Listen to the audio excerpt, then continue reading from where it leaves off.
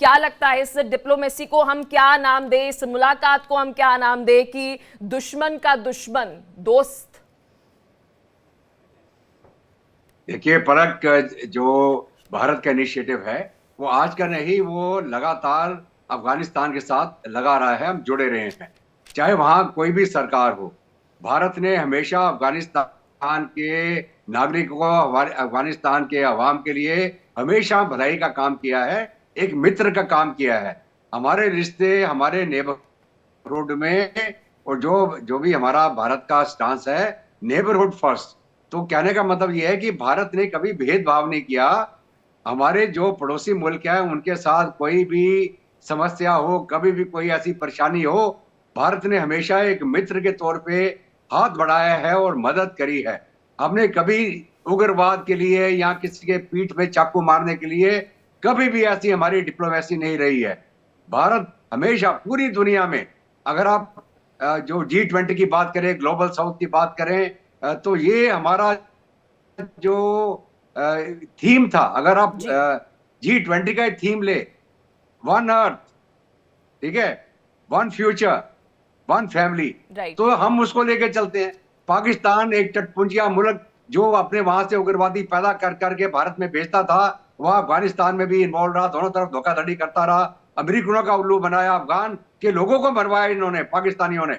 और अभी वो बात अफगानिस्तान के अवाम को पता चल चुकी है कि पाकिस्तान एक धोखेबाज मुल्क है। और अगर कोई यकीनमंद उनका पड़ोसी है तो वो भारत है। हमेशा भारत ने, उनके अवाम यहाँ आते हैं, मेडिकल ट्रीटमेंट के लिए आते हैं, जब वहां परेशानी हुई बहुत सारे नागरिक यहाँ पे आके उन्होंने रिफ्यूज भी लिया। हमने सबको भाई के तौर पे यहाँ पे रखा, और उसी की तर्ज के ऊपर भारत ने जो डेवलपमेंटल प्रोजेक्ट चलाए थे अफगानिस्तान में, ताकि अफगानिस्तान की आवाम की भलाई हो, चाहे वहां पे डैम हो, रोड कंस्ट्रक्शन हो, उनकी पार्लियामेंट बिल्डिंग हो, उसके जितने काम हमने किए वेलफेयर के, चाहे कोविड के दौरान वैक्सीन हो या अर्थक्वेक के दौरान हमारा वहां से इमदाद जाए। और आज के दिन भी ये जो चर्चा हुई है हमारे फॉरेन सेक्रेटरी की, उनके ऑफिशियलिंग एक्टिंग फॉरेन मिनिस्टर के साथ, तो क्या बातचीत हुई है कि भारत अफगानिस्तान को जो भी इमदाद चाहिए वो देगा, चाहे वो 50,000 टन गेहूं हो, चाहे वो पेस्टिसाइड हो, हजारों टन का दवाइयां हो, अर्थक्वेक रिलीफ मटेरियल हो, और कोई भी जो इमदाद जो डेवलपमेंट के लिए, अवाम की भलाई के लिए चाहिए, भारत बढ़ के देगा। और अगर पाकिस्तान के जरिए वहां कोई अवाम के लिए सामान नहीं जा सकता, तो चार बहार पोर्ट के माध्यम से, ईरान के माध्यम से होते हुए अफगानिस्तान में हमने पहले भी भेजा है और आगे भी भेजते रहेंगे। तो जो पाकिस्तान भाग भाग के वहां तजाकिस्तान जा रहा है कि हम किस प्रकार अफगानिस्तान को हम तबाह कर दें, हम अफगानिस्तान के वखान कॉरिडोर पे कब्जा कर दें, भारत ऐसा काम नहीं करता है। भारत की मित्रता है अफगान के अवाम के साथ, अवाम के मुल्क के साथ, चाहे वहां कोई भी सरकार हो। अभी ये बात अलग है कि रिकग्नाइज हुए नहीं हुए, वो हो जाएगा, आज नहीं तो कल हो जाएगा। थोड़े बहुत मुद्दे हैं जो हम चाहते हैं कि ठीक है, अफगान इस पर तालिबान ग्रुप थोड़ा कैप्टन यूके लिबरल हो। देवनाथ जी की भी प्रतिक्रिया सर हम ले लेते हैं। क्या कहना चाहेंगे सर, टाइमिंग को लेकर इस वक्त जो है वह सवाल खड़े हो रहे हैं, क्योंकि इस वक्त अगर हम पाकिस्तान और साथ ही अफगानिस्तान की सिचुएशन को देखें, क्यों हर रोज देख रहे हैं, हम भी जो है वह चर्चा कर रहे हैं कि अभी एक स्थिति जो है बहुत ही ज्यादा गंभीर बनी हुई दोनों देशों के बीच, और इस वक्त मुलाकात होना इंडिया की तरफ से अफगानिस्तान के अंदर तालिबान की एक्टिंग, जो हम सरकार कह सकते हैं उनके साथ, इसके मायने क्या है? टाइमिंग को लेकर जो है लोग कह रहे हैं कि इस वक्त जो ये मुलाकात की गई है ये एक बेहतरीन डिप्लोमेसी है। पलक, ये समझना पड़ेगा कि भारत अब एक विदेश नीति फॉलो कर रहा है जिसमें प्रैग्मेटिज्म यानी वास्तविकता को ज्यादा स्थान दिया जाता है। हमारी विदेश नीति अब ये हो गई है कि भारत सरकार वही काम करेगी जो कि भारत के लिए, भारत के लोगों के लिए और भारत की विदेश नीति के लिए सही दिशा हो। जहां तक अफगानिस्तान की बात है, भारत और अफगानिस्तान हमेशा से ही मित्र रहे हैं, चाहे वहां पर कोई भी सरकार रही हो। वहां पर 1979 के पहले भारत के साथ बहुत स्ट्रांग मित्रता थी। वहां के जो आर्मी के कैडेट्स थे, एयरफोर्स के कैडेट्स थे, वो भारत में ट्रेनिंग के लिए आते थे। 1979 के बाद वहां एक रूस विरोधी हवा चली, लेकिन भारत ने अपने काउंसलेट को वहां पर खोला रखा। इसी तरह से अमेरिका के विरुद्ध जब तालिबान काम कर रहे थे उस वक्त भी भारत में उनकी एम्बेसी या भारत बॉम्बे में उनकी काउंसलेट फुल फ्लेज काम करती रही। अभी क्या हो रहा है कि पाकिस्तान के बीच में और अफगानिस्तान के बीच में जो तनाव है उसमें भारत को एक तटस्थ भूमिका अदा करने का मौका मिला है। हम चाहते हैं कि तालिबान जो है वो सब देशों के साथ मित्रता बढ़ाए। फिलहाल तालिबान जो है वो इलेक्टेड रिप्रेजेंटेटिव नहीं है, लेकिन अगर दुनिया के सारे मुल्क आस्ते आस्ते तालिबान के साथ बातचीत करेंगे, व्यवहार करेंगे, गिव एंड टेक करेंगे, तो तालिबान में एक सॉफ्टनेस नजर आएगी। तालिबान को अगर हम जबरदस्ती अफगानिस्तान के अंदर ही बंद करके रखेंगे तो उनकी सरकार जो है वो जैसे है वैसे ही चलती रहेगी, थोड़ा धार्मिक विचारों के साथ।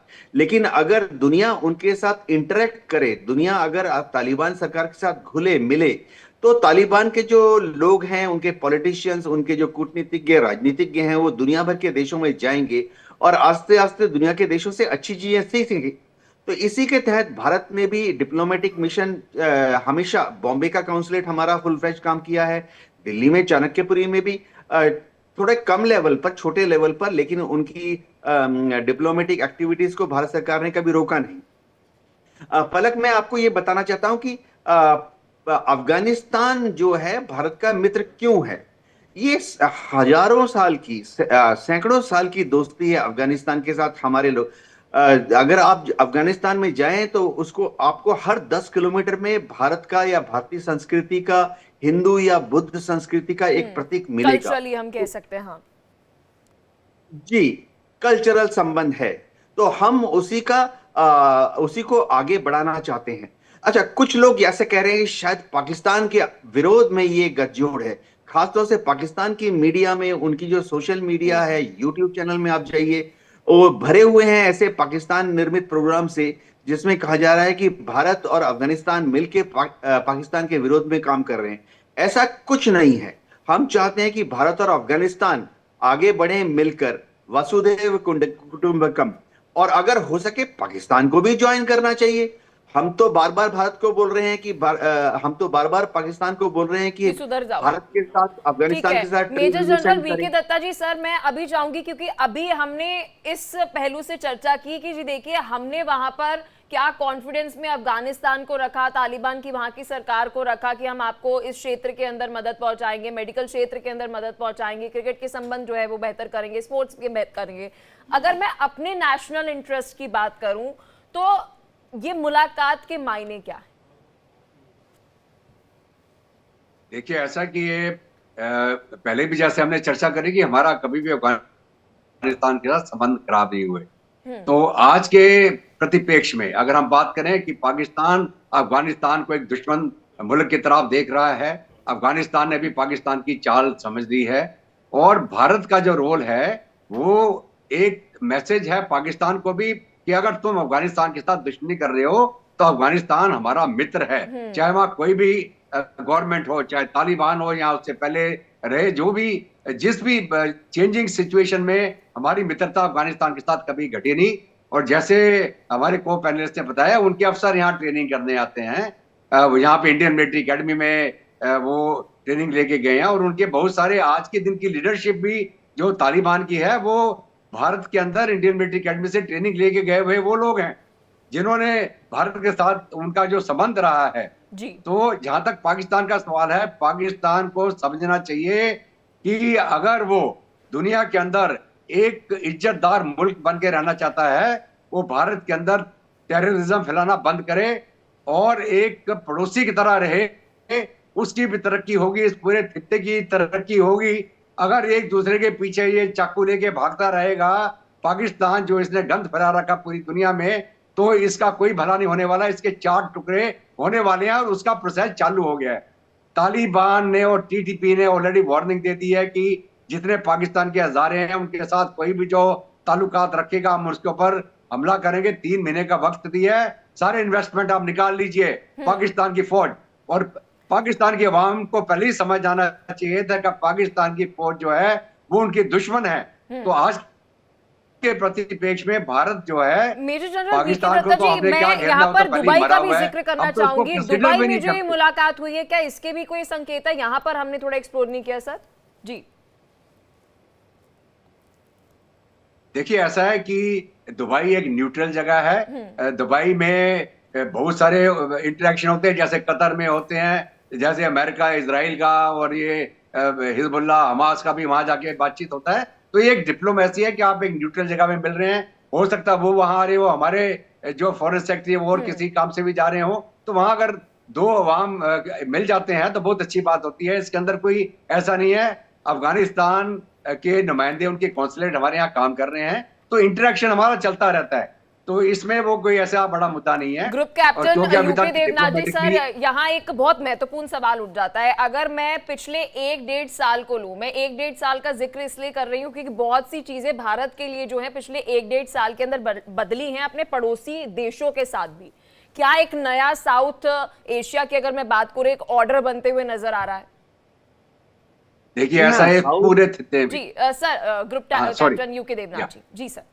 जी हाँ पलक, जहां तक साउथ एशिया की बात है, भारत ने हमेशा कोशिश की है कि हमारे आसपास जितने मुल्क हैं, पहले सार्क होता था, सार्क थोड़ा कमजोर पड़ गया नाना कारणों से। उसके बाद से हमारे रिश्ते सभी देशों के साथ बराबरी के प्रिंसिपल पर हमने आगे बढ़ाई हैं। आप क्लासिक केस देख लीजिए, मालदीव्स। मालदीव्स में मौजूद सरकार ने शुरुआती दिनों में ऐसा रुख अख्तियार किया था जो कि शायद भारत के लिए काफी महत्वपूर्ण नहीं था, लेकिन आज मेजू भारत में आए और भारत सरकार ने गर्मजोशी से उनका स्वागत किया। आज भारत और मालदीव फिर से मैत्री के दिशा में कदम से कदम मिलाकर बढ़ रहे हैं। भारत वहां पे इन्वेस्टमेंट कर रहा है। सबसे बड़ी बात है, मेजू ने ये कहा है कि वो भारत की सुरक्षा संबंधी चिंताओं का ध्यान रखेंगे, जो कि एक इनडायरेक्ट तरीका है ये बोलने का कि वो चीन को वहां पर ज्यादा पैंठ बढ़ाने नहीं देंगे। इसी तरह से आप हमारे संबंध नेपाल के साथ देख लीजिए। नेपाल ने हमेशा भारत के साथ मैत्रीपूर्ण संबंध बनाए, बीच बीच में थोड़ा चीन के साथ भी दोस्ती कर लेते हैं, क्योंकि उनके दोनों ही महाशक्तियां भारत और चीन उनके लैंडलॉक्ड कंट्री है। लेकिन अब अगर आप देखें, नेपाल अब भारत के साथ व्यापार कर रहा है, नेपाल भारत से बिजली इंपोर्ट कर रहा है। सबसे बड़ी बात है, बड़ी तादाद में नेपाल के लोग भारत में आकर जीविका अर्जन कर रहे हैं। नेपाल की जो गुरखाज हैं वो भारत के फौज ज्वाइन करते हैं और फक्र महसूस करते हैं कि गुरखाज नेपाल के, कि वो भारत की फौज का हिस्सा रहे हैं। बांग्लादेश के साथ हमारा संबंध थोड़ा सा फिलहाल बादल छाए हुए हैं, लेकिन आप पलक देखना, जिस दिन वहां पर इलेक्शन हो जाएगा उसके बाद जो भी सरकार आए, चाहे बीएनपी की भी सरकार आए, वो भारत के साथ मैत्रीपूर्ण संबंध बढ़ाएगी। फिलहाल थोड़ा सा कटुता इसलिए है क्योंकि बीएनपी हो या इस्लामिक जिहादी ताकतें हो बांग्लादेश में, उनको लगता है कि एंटी इंडिया स्टांस अख्तियार करके उनको शायद 10-15 वोट ज्यादा मिल जाएंगे। लेकिन इलेक्शन के बाद रिलेशन भारत और बांग्लादेश के बीच में नॉर्मलाइज हो जाएंगे। इसी तरह से अफगानिस्तान के साथ हमारे रिलेशन अच्छे थे, अच्छे हैं, अच्छे रहेंगे। और तो और ये पाकिस्तान को समझना पड़ेगा कि ये कोई पाकिस्तान विरोधी मैनूवर नहीं है। भारत एक लोकतांत्रिक देश है। भारत नहीं हमारा सर, ठीक है, दिल हम बड़ा अपने है। नेशनल इंटरेस्ट के अनुसार जो है वे काम कर रहे हैं और इसमें किसी भी देश को जो है अपने देश को घबराने की जरूरत है। हम अपने नेशनल इंटरेस्ट के अनुसार काम कर रहे हैं। मेजर जनरल वीके दत्ता जी, सर इस पर आपका क्या पॉइंट ऑफ व्यू है? जो साउथ एशिया के अंदर एक मैं पिछले 1-1.5 साल के अंदर एक नया ऑर्डर भारत के साथ देख पा रही हूँ, आपको कौन सा ऑर्डर नजर आ रहा है? देखिए, ऐसा है कि जब आप इंटरनेशनल स्टेज में देखते हैं जियो पॉलिटिक्स, चीन अपना इन्फ्लुएंस बढ़ाने की चेष्टा कर रहा था नेबरहुड में, और खास करके चीन हमेशा भारत को एक अपना कॉम्पिटिटर समझता रहा है। हालांकि वो बोलता जी अभी सुपर पावर बन के उसका मुकाबला अभी अमेरिका के साथ है, लेकिन उसको मालूम है कि अगर साउथ एशियन रीजन के अंदर कोई एक ऐसा मुल्क है जो चीन के साथ आंख से आंख मिला के इकोनॉमिकली, मिलिटरली और किसी भी और मुद्दे के ऊपर अगर खड़ा हो सकता तो भारत है। और इसी के चलते चीन ने आज जो ये लद्दाख के अंदर सिचुएशन पैदा करी थी, उन्होंने सोचा था कि शायद कोविड का समय था जब पिछला वाला, और भारत की फौज एकदम रिस्पॉन्स नहीं कर पाएगी, भारत की फौज ने 15 दिन के अंदर मिरर डिप्लॉयमेंट कर दिया वहां। 50,000 सैनिक हमने वहां मोबिलाइज करके उनके सामने खड़े कर दिए। और आपको मालूम है जो भी झड़प हुई गलवान वगैरह में, तो दुनिया के अंदर जो चीन का एक रुतबा बन रहा था कि सुपरमैन बन गया, भारत की फौज से मार खाने के बाद उनका गुब्बारा पंचर हो गया। पूरी दुनिया को समझ आया कि अगर दुनिया के अंदर कोई ऐसी फौज है जो चीनियों के साथ लड़के उनका मुंह तोड़ जवाब देगी, वो भारत है। भारत की आबादी, भारत की फौज, हमारा जो हिस्टोरिकल बैकग्राउंड रहा है, जो भी हमने जंगें लड़ी हैं 1962 में, तो हमारी अपनी गलती से थोड़ा नुकसान हुआ था हमको। उसके बाद 1967 में हमने इनको पीटा था। खैर वो बात अलग है, लेकिन चीन अपना इन्फ्लुएंस इस इलाके में बढ़ाता चला जा रहा था। बहुत सारे यूरोपियन मुल्क और जो और पावर्स हैं वो नहीं चाहती थी कि भारत एक पावर के तौर पे उभरे, जो हम उभर रहे हैं, चाहे हमारी इकोनॉमी हो, चाहे हमारा इन्फ्लुएंस हो इंटरनेशनली। लोगों के डीप स्टेट जिसको हम बोलते हैं, उन्होंने बहुत कोशिश करी कि किसी प्रकार भारत को डिस्टेबलाइज किया जाए। तो ये सारे मुद्दे, चीन, डीप स्टेट, ये मिलके भारत को डाउन प्ले करने की कोशिश कर रहे थे। लेकिन भारत ने प्रूव कर दिया वो किसी के दबाव में आने वाला नहीं है। हमारा जो नेबरहुड है उनको भी समझ आ गया कि भारत एक ऐसा देश है, आपको बिना कुछ अपना बेनिफिट देखे हुए एक मित्र की तरह आके मदद करेगा। और उसका उदाहरण श्रीलंका देख लीजिए आप। नेपाल के अंदर भी ऊंच नीच होती रहती है, कोई गवर्नमेंट चेंज होती है, कोई माओवादी आ जाते हैं, कभी कोई आ जाता है, लेकिन ओवरऑल पीपल टू पीपल हमारा नेपाल के साथ, वो कहते हैं रोटी बेटी का नाता है। उनके नागरिक हमारे यहाँ फौज में हैं। आप ये टोपी देख रहे हैं जो मैंने पहन रखी है, मेजर मैं गोरखा जनरल वीके रेजिमेंट से दत्ता हूँ। जी, भारत तो भरोसे के लायक है, लेकिन कंधा पड़ोसी कितने भरोसे के लायक हैं भारत के? यहाँ पर मैं अफगानिस्तान का जब जिक्र कर रही हूँ, अफगानिस्तान से परे हटके तालिबान का अगर मैं जिक्र करूं, तो सबके जहन में सवाल है, तालिबान कितना भरोसे के लायक है? देखिए ऐसा है कि जब एक चोर को आप चौकीदार बना दें तो वो चोर जो है चोरी करना छोड़ देता है। तो उसी प्रकार तालिबान की गवर्नमेंट जो भी है, जो भी उनका टेक रहा हो, जी। आज के दिन में वो सत्ता में काबिज हैं। हम्म। अगर सत्ता में काबिज है तो उनको एक मुल्क चलाना है। वो एक तालिबानी सोच के साथ नहीं दुनिया के साथ अपना रिश्ता बना सकते। और ये उनको इतनी अकल है, वो भी पढ़े लिखे लोग हैं। आपको अचंभा होगा कि जैसे मैंने उदाहरण दिया, यहाँ इंडियन मिलिट्री एकेडमी के ट्रेंड लोग हैं जो तालिबान में है वहां पे। तो कहने का मतलब ये है कि ये लॉजिक जो होता है ना, एक जब आपने एक मुल्क को चलाना है, आपकी जिम्मेवारी आपके कंधे के ऊपर आई है। तो उन्होंने भी क्या बोला ये मीटिंग में दुबई में, कि भारत की रक्षा की हित और उसकी सुरक्षा का ध्यान रखेगा तालिबान। ठीक है। और क्या मैसेज है ये पाकिस्तान को, कि अगर तुम समझते हो कि तुम टेररिज्म या कोई और हमारे माध्यम से आप कुछ करने की कोशिश करेंगे, वो नहीं होगा। और अगर उन्होंने हमको एश्योरेंस दिया है कि हमारी सुरक्षा का ध्यान रखेंगे, तो आप ये मान के चले कि भारत ने भी बोला होगा आप फिक्र मत करें, आपकी सुरक्षा भी हम ध्यान रखेंगे।